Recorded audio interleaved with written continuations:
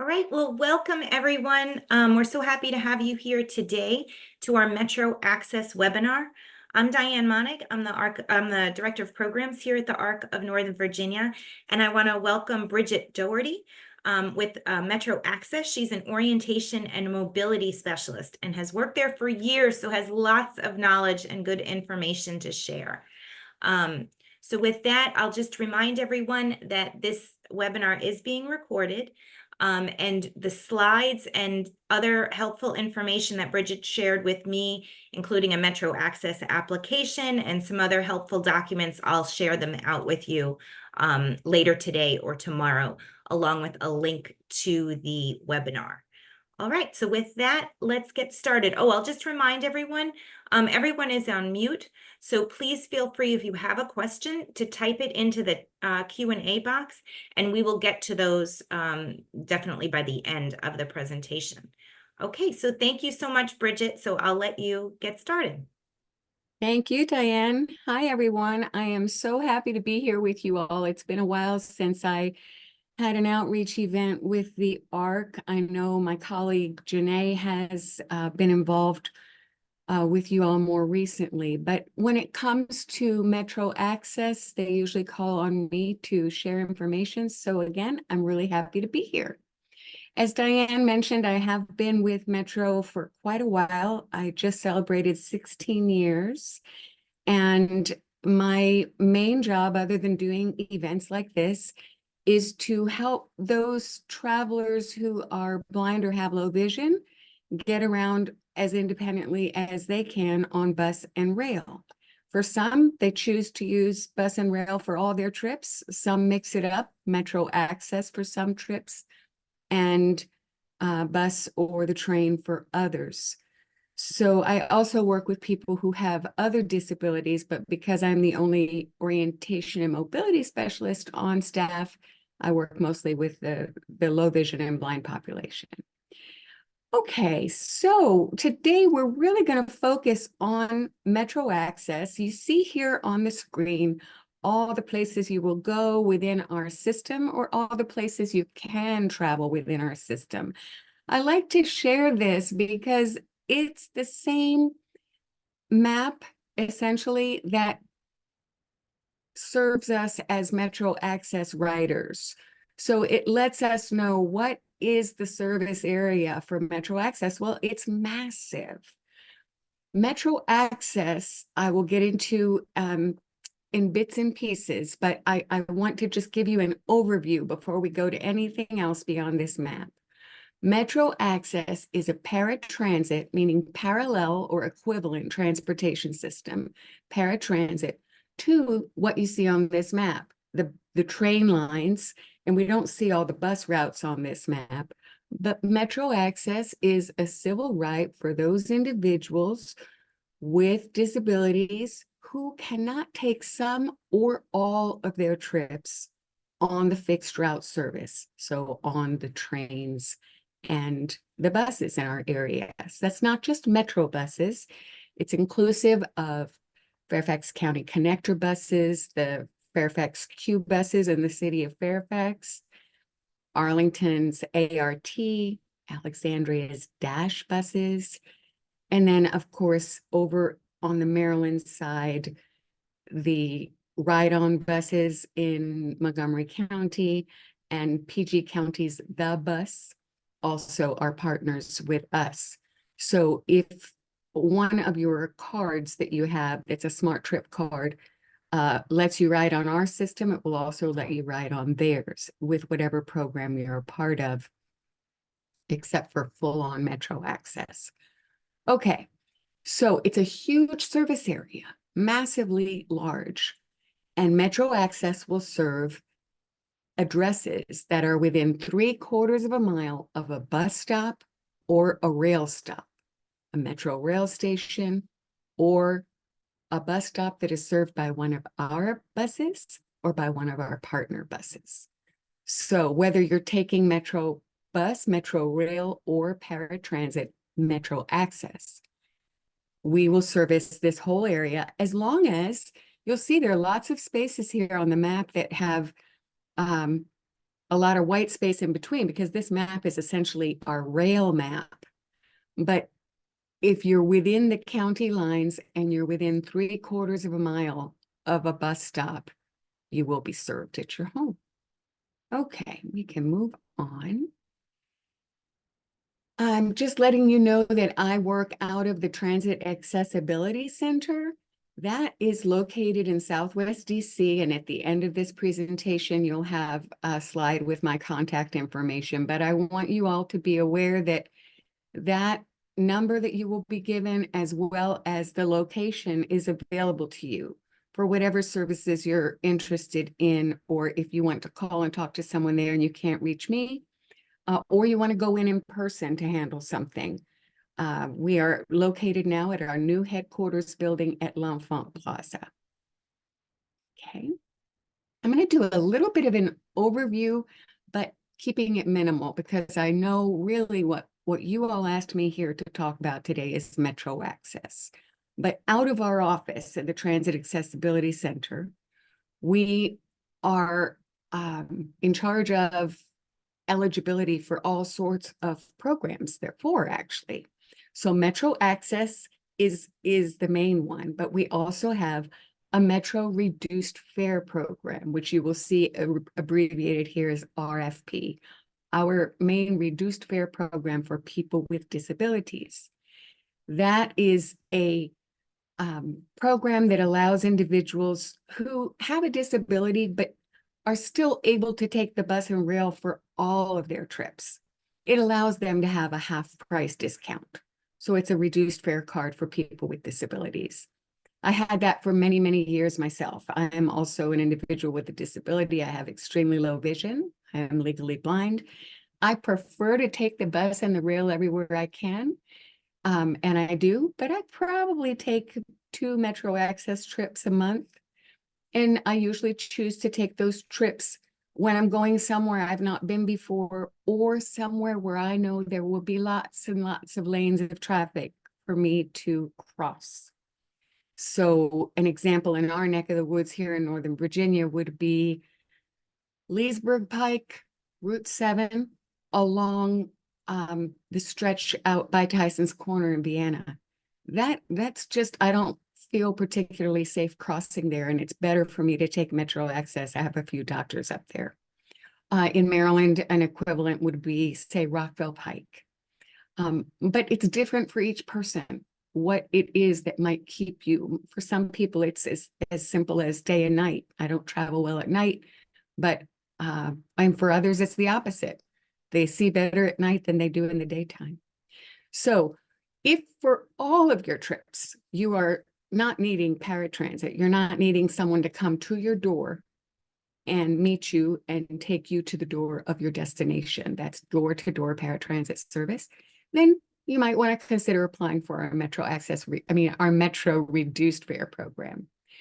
We also have a senior smart trip card, and that is for anyone who is 65 or older, even if they have a disability. But if they only are using bus and rail, they wouldn't do the reduced fare program anymore. They would just get a senior smart trip card. It's easy peasy, doesn't require a huge application, just proof that you're 65 or older, and you ride at half price, and you don't have to have a disability to get that card.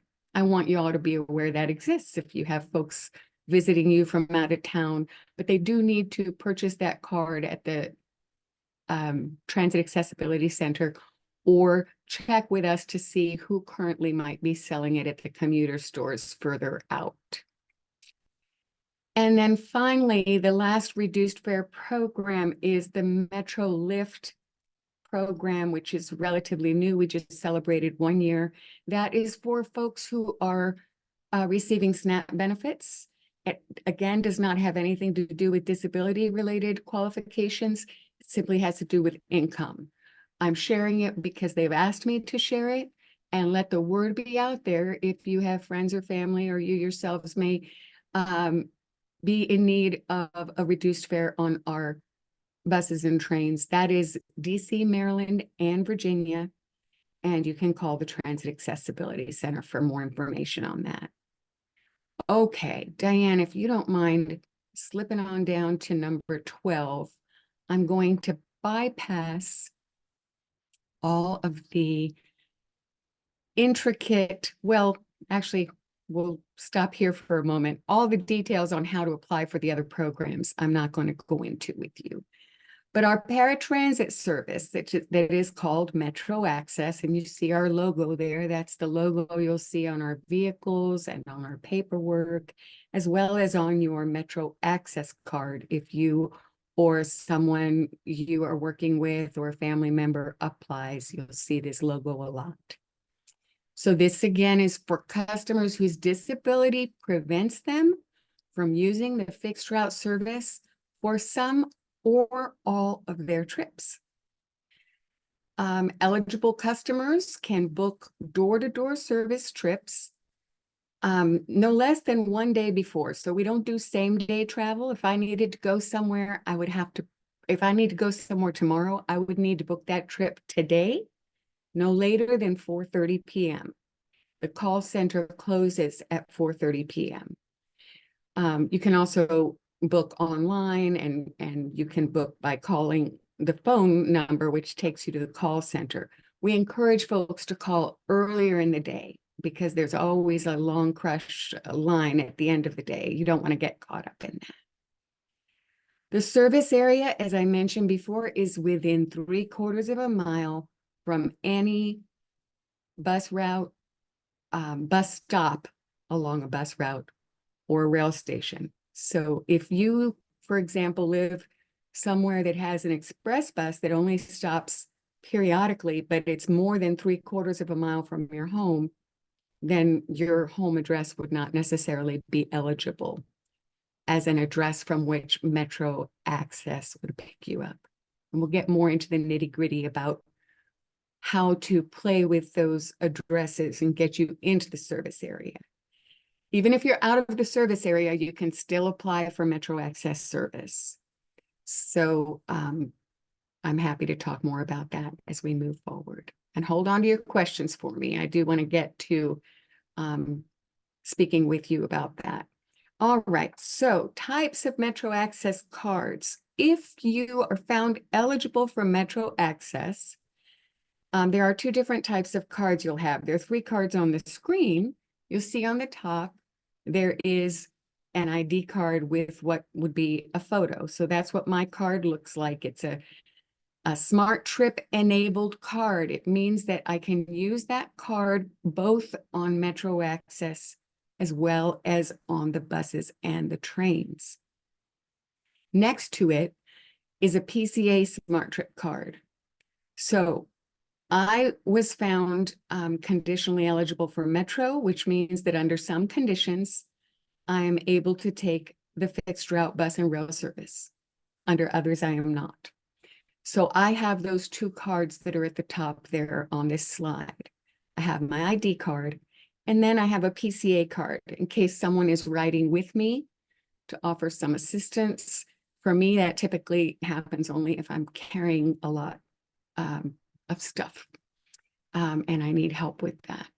So this card allows me to ride at no cost on bus and rail, and the PCA card allows the person helping me to also ride at no cost. As long as they're with me, we have to start and end, go into a station and end at the same station, or onto a bus and end, no matter whether it's a bus or a station. Now, the card on the lower portion there, all on its own, says MetroAccess with the logo at the top, and it's an ID card again. That is for someone who has been found fully eligible. So we apply for MetroAccess, and based upon what the specialists in my office see on the application that has been filled out by the applicant and their healthcare provider, and sometimes also based on an in-person interview. Some folks are being interviewed in person and some are not. If there is a concern, perhaps the doctor has said, has had frequent falls recently, or can't keep track of where they're going in space and really needs to be on MetroAccess, but is not safe on bus or rail. That's conveyed through the many questions that are answered on the application by the healthcare provider. If they're found to just really need to be on the MetroAccess vehicle only, then they will be provided that card. Has a light blue background, and that means you're fully eligible. And that is the ID card you will show the MetroAccess driver. MetroAccess rides are capped right now at $4 for a one-way trip. And this card will allow for that ride. And again, on the top level, the conditionally eligible card, photo ID card, you can use to also show the MetroAccess driver, and you would also pay your $4 fee for a maximum, might be less if you're on a short trip. And at the same time, that card on the upper level can be used to let you in for what we call a free ride benefit. Okay, so that's the difference between conditionally eligible and fully eligible. I'm sure we'll have many questions about that. I'm happy to address them a little later on. Let's move on.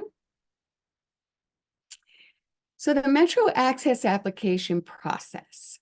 Here, the first bullet says, call the Transit Accessibility Center with the application. They mean when you have completed the application. You need to do that just to be certain that they are not looking to, or that they might be looking to book you or the person you're helping apply, come in for an in-person interview. I have sent to Diane, who's kindly agreed to forward these documents to you after the webinar, our MetroAccess application form, as well as what's a cover sheet essentially for it, ways to apply. So you can apply by sending this in to us by US mail, by sending it to us online, or by bringing it into the Transit Accessibility Center. Regardless of how you get that form to us, you also want to have at the ready a photo of your ID card, or the applicant's identification card, not the back, just the front. In case they don't come into the office to be seen in person, we need proof that this is who is actually applying. So those two photos, a photo of the front of the ID card of the individual, a current government issued ID card. It can be a non-driver's identification card. It can be a passport. It can be a green card, any government ID with a photo that's not expired. And if you are helping a young person apply who might be in high school or younger, and those documents don't exist, just let our specialists know that you don't have a photo ID that's issued by a government entity at this point. So you can call the Transit Accessibility Center with your application and let them know that you're ready to send it in, but you want to check with them before you do so. Or you can simply send it online. Keep a copy for yourself. You've scanned a PDF document of the application and you've attached 2 JPEG files. And this is all in that form that you're going to get from Diane. 2 JPEG files of the photo of the ID card and a headshot of the individual. That headshot will be used as the picture for their MetroAccess ID if they're found eligible. The determination is to be made within 21 days, and then you are notified by mail. The applicant is notified by mail. If you're helping someone apply, you'll see the place on the form where we'd like to have the applicant's signature authorizing you to assist them, or however it's best. It's written out there, HIPAA, and we need the doctor's signature, the applicant's signature, and or parent or guardian or someone who is assisting the applicant in filling out the form. Okay. If all goes smoothly, you get something in the mail. It's usually a month later. We have the 21 days to process it, but it takes about a month before you're going to actually get the word in the mail. Okay, so we will also want you to know that you can appeal. So you can appeal on several fronts. You can appeal if the individual was found not eligible. You can appeal if they were found eligible, but only for full MetroAccess eligibility. And in that case, what we usually would do is have a travel trainer come out and add to the assessment to see, okay, is the individual actually capable at this point of traveling independently for at least one trip? And there's a third thing you can appeal, so that you can appeal the condition, whether it's fully eligible or conditionally eligible. That's the one with the 2 cards. And if you were denied. There's another slide that will trigger the other thing I want to tell you that I'm drawing a blank on. Okay, let's move on. This is a little bit more on the conditions. So if you're determined to be conditionally eligible, that's the example I've given of myself with my low vision. Most of my trips I'm able to take independently. It says that I have demonstrated that I'm able to use the fixed route. Now, for some folks, that demonstration comes through in the application loud and clear. For other folks, the doctor has put down high risk of falls, high risk of falls. That happens a lot in my community, in the blindness community. Well, it's a fact. Those of us who are blind or have low vision are at a much higher risk of falls. However, we may be very skilled travelers who've had a good amount of time learning how to use arcanes and or dog guides, and the paperwork didn't do justice to the full picture of our capacity, and we can then do an appeal if needed. But so conditional eligibility is, as I said, you can use both the bus and the rail for some trips, and MetroAccess for those you can't.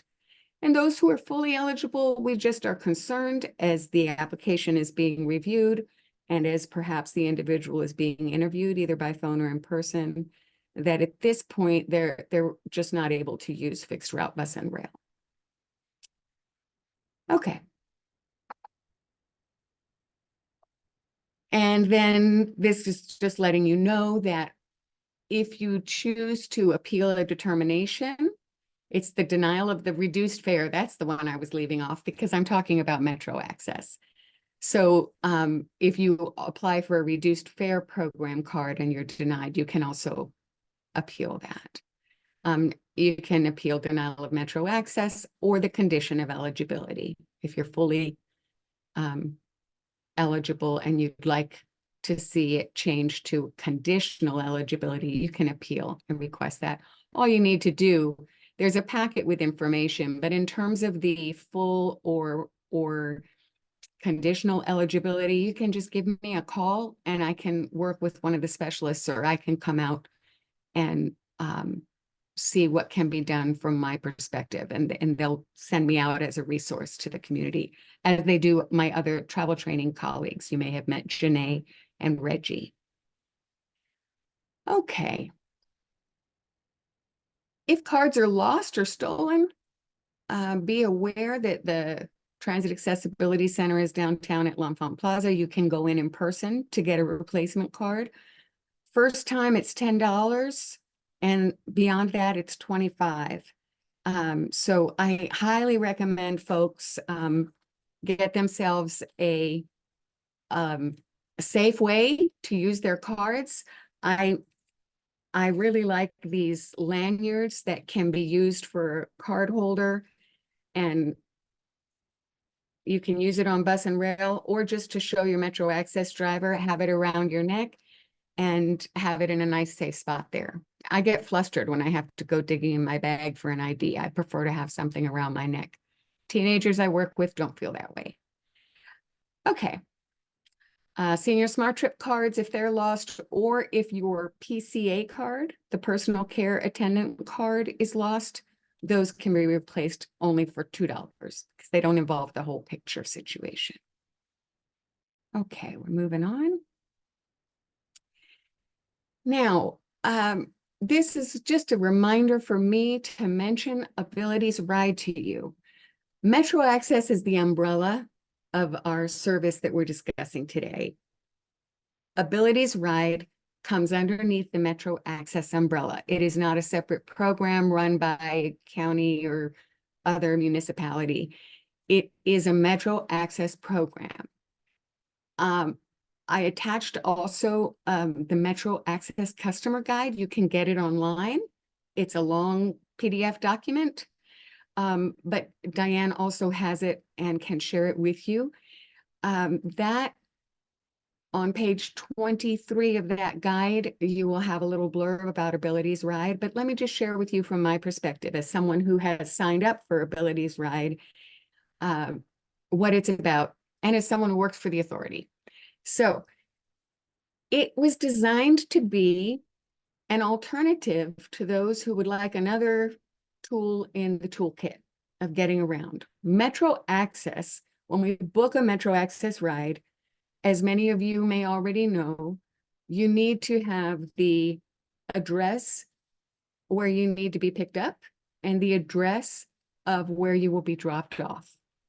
And then you want to know what time you need to be there. Do you want to book the trip by an appointment time or a drop-off time? These are all things that you learn to do as you go. But what happens with a standard MetroAccess trip reservation, and you make all reservations on a standard MetroAccess reservation, either by phone or web booking. Either way, it's all booked by MetroAccess. But if you have opted into the Abilities Ride program, which you can do, you can also call the Transit Accessibility Center for that, and that contact number is here in the slides. If you've opted in, there is a possibility. It's like you're signing up for a lottery. There is a possibility that the MetroAccess reservation you have made might be switched to an Abilities Ride trip. What does that mean? It means that instead of sending out a MetroAccess van, or we now also have minivans, and every now and then you might get a MetroAccess sedan.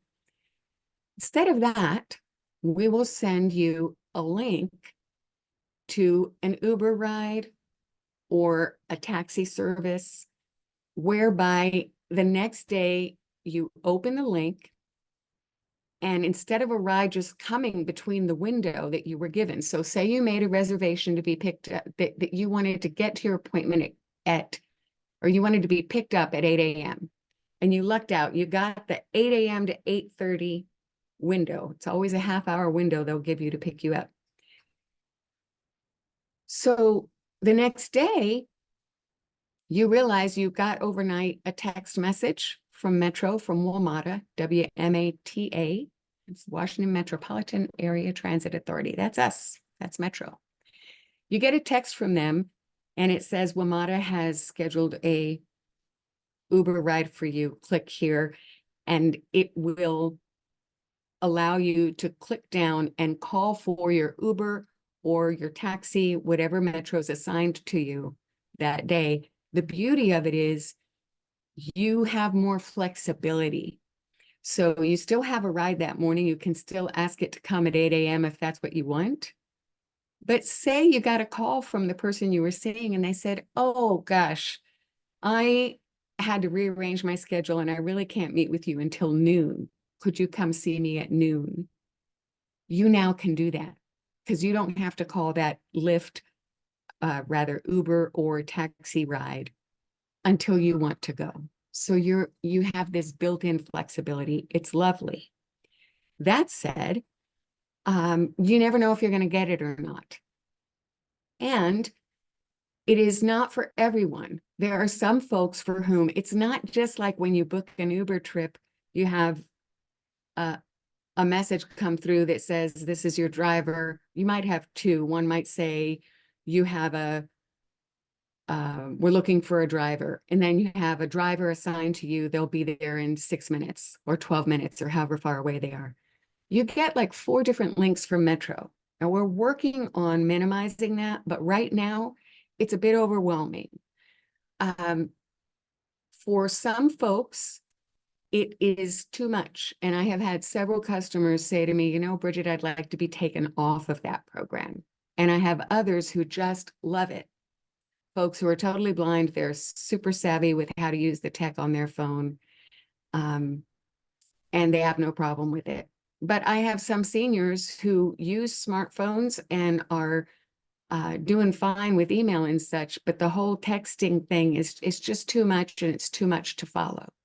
So it's not for everyone, but it's another tool in the toolbox that might work for you or for the person you're working with. So think about it and see how it goes. The thing folks need to realize is we can't say, I want an abilities ride tomorrow. I really, really want a taxi or an Uber. I mean, you can say you would prefer that when you make a reservation, but there's no guarantee. It really is sort of a lottery system. Again, I'll be happy to address questions about that. For some, it's just easier. One young man I work with is in the accessibility world, and he is sharp as a tack, works for one of our Ivy League universities in the area, and he was like, forget about it. It's not for me. He just liked knowing that there's a MetroAccess driver. The benefit is you have flexibility of time. One of the things that folks don't like is you don't get door-to-door service. So our MetroAccess drivers are going to come to your, say, pick you up from home. They're going to come to your door, offer you an arm or assistance if you need it, assist you to the vehicle, assist you onto the vehicle should you need that. And they will help with carrying a bag or two. Nothing over 40 pounds, has to be under 40 pounds. And they'll be of assistance, and they've had training on how to work with those of us who have disabilities. If you get a cab driver or an Uber driver, you may have an absolutely lovely bunch of drivers. And then you may have one who's just like, come on, come on, come on, let's move it, move it, move it. And they're not coming to the door to offer you an arm, and they don't have the same level of training or patience. So I'm an Uber user myself. I haven't won the lottery so much with Metro. So the few times that I have taken MetroAccess in the last couple of months, it's always been a MetroAccess vehicle, and that's just fine with me. If I'm concerned about that half-hour window, I just have to tell myself that's the way the system works, Brigid. It's a half an hour window. My job is to be ready at the front door of my condominium building at the start of that window. So if you have someone living in a big building, they need to be in the front, by the front door, or even a small building, they need to be near the front entryway. If you live in a private home, same thing. Be near the front door and ready to go. They will wait for 5 minutes, but they're not supposed to wait longer than 5 minutes because we don't want to put the other people who might be on the vehicle at a disadvantage. So it's a shared ride. It's a shared ride vehicle. Sometimes you will share the ride, and other times there'll be no one else on the vehicle. They pick you up and drop you off where you're going. It all depends on the day and how many people made reservations. So it's a surprise a lot of the time. So I'll talk more about what we can do to stay aware, safe, plan well. But Diane, if you don't mind sliding me forward, I just want to share with you the Metro Police numbers in case there's any sort of an emergency situation or someone's uncomfortable.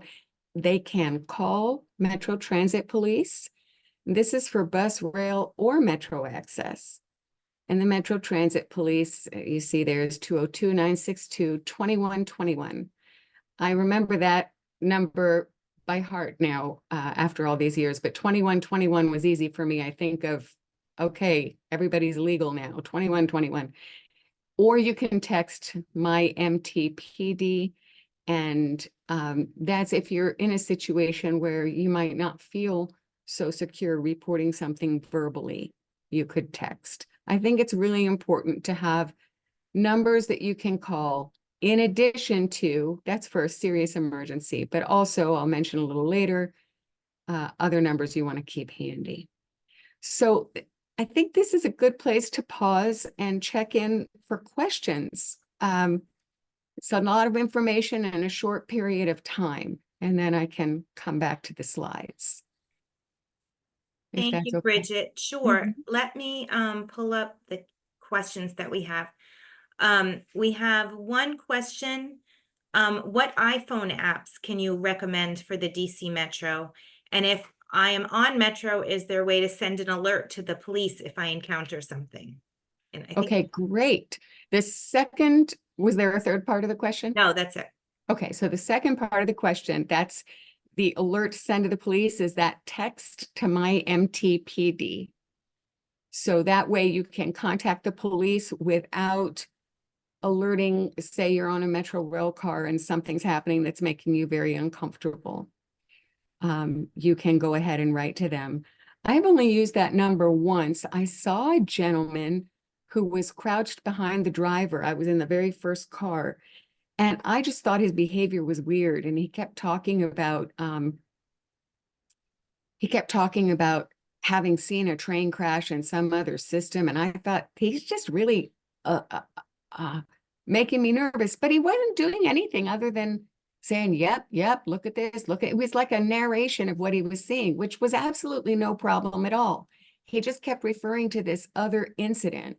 So I texted my MTPD and said, I'm in car number. So anytime you do contact Metro Police, you want to, if you can, check out the car number. It's at the front and back of every vehicle, every train car, and in the middle, to the left of the middle doors of every train car.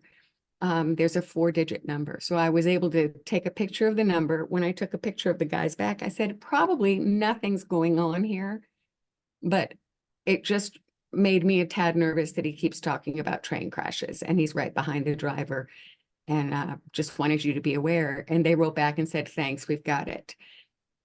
Nothing ever happened. I got off the train 2 stops later. I wasn't so worried that I wanted to get off the train right away, but I felt like it should be brought to their attention just in case. The other thing you can always do if you're uncomfortable is at the very next stop, just get off that train car. And what was the first part of the question? Are there any iPhone apps that you can recommend for DC Metro? Yes, I really like, the one I use the most is called DC Metro and Bus. That's the one I've used for years. It does have ads on it. Metro itself does not have an app. But I like it. It lets me know when the next buses and trains are coming. And you can play with that app. Now, I have a friend who doesn't like that app at all. She just said, no, I don't think it's a good one. But there's another one that a lot of people like, and I also like, called Transit. It's a green background, and it just has a squiggly letter, like a winding road. And that one's pretty cool. If you pull that up on your phone, and I don't get ads on that one, I haven't paid anything for it, but it will tell me all the buses that come near my home. If I do that from here, I'm working from home today. And if you slide across, because it's like, well, what about in the opposite direction? So I live not far from Tyson's Corner. It'll be the 28 bus to Tyson's. Or if I don't see the 28 bus to King Street, I have to slide over and it will show me how many minutes till the next 28 bus to King Street. So I like that one a lot, and it works across the whole region. It will also tell you how many minutes till the next train at particular stations. Okay? Thank you, Brigid. Yeah. Another question, this is about someone already has a card. What happens when my MetroAccess expires and I've been traveling for years and my disability is permanent? Can I just have a new card sent to me, or do I need to meet with eligibility? You don't necessarily need to meet with eligibility, but you do have to recertify. I have been dealing with my disability. I lost my vision 36 years ago, and I work for the organization, and I have to recertify every 3 years because I'm conditionally eligible. If you're fully eligible for MetroAccess, you get 5 years before you have to recertify. So it's very important that you keep track of your eligibility dates. And if it has expired already, then you need to fill out the entire full form MetroAccess application. For some individuals, if you call the Metro Transit Accessibility Center and tell them that your card is expired, ask them, which form should I use? There is the full form. Do I have to do the whole form, or a recertification form? For many folks, they allow us to use the recertification form that's very short. I'm not able to distribute that form because they need you to call in. It depends on what our functionality is and what the concerns are with recertification. So the short answer, I don't know how to do short answers very well, but the short answer is you must recertify. My suggestion is to get that process rolling 2 months before your expiration date. If your card has already expired and it was like last week, call and let them know. See if you can get an extension. They might allow an extension for you if it's just been in the last couple of days or the last week. But if it's been a year or so, you're kind of stuck and you just have to wait until you get your new card processed. I wish I could say those of us with permanent disabilities never had to recertify. It's simply not the way.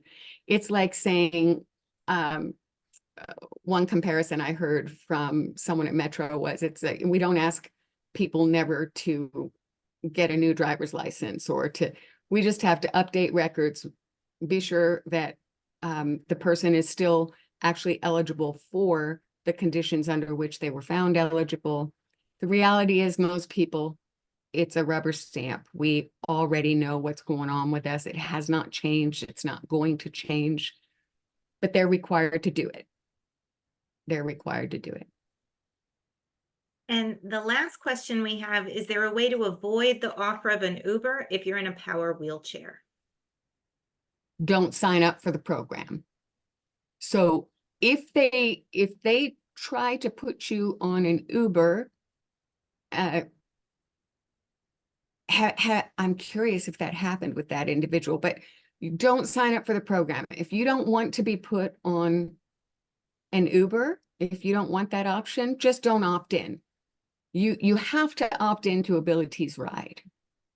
You're not going to be sent an Abilities Ride trip. Now, if they should know from your profile that you are a wheelchair user. Then they should not be sending you an Uber link anyway. Every now and then, Metro will send a taxi or an Uber to someone who's not on Abilities Ride, but it's very rare. It's mostly those who are signed up for Abilities Ride. And they're not going to send, at least to my knowledge, an Uber to someone who's a wheelchair user, certainly who's not signed up for the program. Thank you, Brigid. Does anybody have, that was the last question in the Q&A box. Does anybody else have any more questions?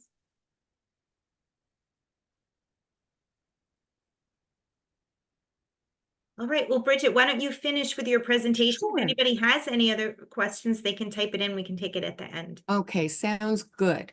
So these are just a few items I would suggest you bring, regardless of what form of transportation you're taking, fixed route, bus and rail, or MetroAccess. These days, for most folks, we have a smartphone, take it with you. And my family laughs at me, but I never travel without an external battery. And I bought one that is pretty darn powerful because I don't like running out of battery when I'm traveling and I'm out and about. So because I don't only use the phone because I need to reach someone because it's an emergency, I also use it if I'm on a long ride to listen to the radio or listen to some music or what have you. The other thing I highly recommend is that people know your reservation number. I don't always know mine, but I put it on my calendar. So if I need to, I can pull up my Outlook calendar and see the reservations number when I call in if there's any sort of a problem. If your ride does not show up within 30 minutes, you have that 30-minute window. As soon as it clicks, say that's that 8 to 8:30 example I'm using. At 8:30, no ride shows up for you. I immediately call MetroAccess, the same number you call for making a reservation, and check on where's my ride.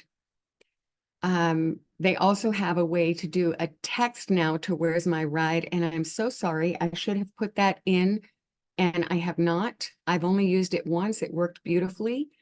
A lot easier than needing to go through the phone tree. So I will, Diane, I'm so sorry, but I'll send that to you. It's a way you can check on your ride via text. So that's the only reason. The reservation number isn't all that important in the grand scheme of things, but if you ever have an issue, it's good to have it handy. Of course, you always want to have your MetroAccess ID card. If you don't have that, if you've misplaced it, you can use another ID card that has a picture. Essentially, your driver simply is checking to be sure that you are who you say you are. So they owe that responsibility of safety to themselves, to you, and to any other passenger who might already have gotten on the vehicle. And many of us use the phone as our watch, but it's good to keep track of the time. If you're a MetroAccess rider, you can sign up for Easy Pay. I highly recommend that you do so. That's also done through calling my office at the Transit Accessibility Center. That's sort of like the Easy Pass on the toll road. So you can put a certain, say you want to put $30 on that account, and then each time you take a trip, your fare is deducted, and you don't have to worry about having cash on you. The issue with paying in cash, it's very stressful for some people, but you have to have exact change or your SOL. So if you are, say your trip is a $4 trip, which right now is the maximum, but you're only taking a $2 ride, say you're going from one very close by address to another, then you're out. If all you have is a $20 bill, you're out $20 for a $2 ride. We don't want to see that happen to you. So definitely consider signing up for Easy Pay. And if you have the cash and they tell you at the time of reservation what you're going to need to pay, I sometimes say to people, put it in a baggie, have it separate from your money. So you have the exact amount. You can just pass the baggie to the driver, put a little twist tie on it or Ziploc or whatever it is. Just to keep it simple and keep your stress level down when you're traveling. In case of an emergency, of course, I mentioned the Metro Police numbers, have them programmed into your phone, the text and the phone number. And then, of course, your friends or parents or partner, the name of someone you're going to call if you're needing guidance or help or to be picked up otherwise. And then finally, I would just suggest that you practice. If you're new to using MetroAccess, practice it with someone. You can book a trip for yourself and a PCA. So the PCA could be a parent, a sibling, a friend, anyone. And just say you're booking for yourself. The PCA rides at no cost. So it's just your fare, and get a feel for what it's like. And I've actually recommended that people try somewhere they've never been before to see what it's like. What's it going to be like? I often encourage people to go to the Kennedy Center, even if they're not going to a show. There's a free concert at the Kennedy Center every night at 6 p.m. Why not? Well, 6 p.m.'s traffic, that's why not.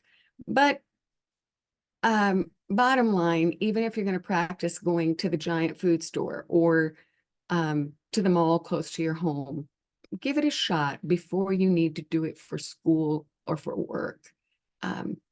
Try it a couple of times and you'll get the hang of it, and it won't be such a stressful start. Okay, I think that's wrapping up, Diane. Did I have anything down? Brigid, thank you very much. That was really very informative. Are there any other questions that anybody has?